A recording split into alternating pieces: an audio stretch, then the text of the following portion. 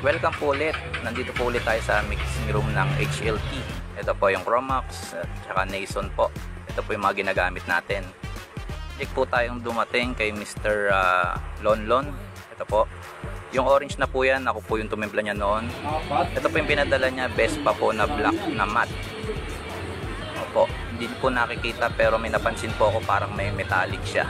Babasain po natin siya ng degreaser, lalabas po yung mga metallic niya. Ayan po. Tapos makikita po natin sa liwanag. Hindi po natin siya nakikita kasi matte po kasi siya. So tumimpla po ako niyan.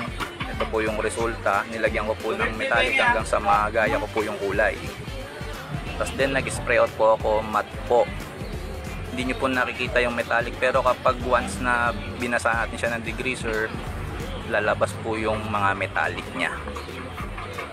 Ayan po.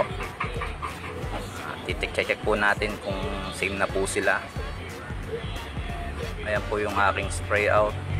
Hindi po kasi nakukuha agad sa kanaw-kanaw tsaka sa pagsilip-silip lang. Kailangan po talaga ng proof ng with this spray out.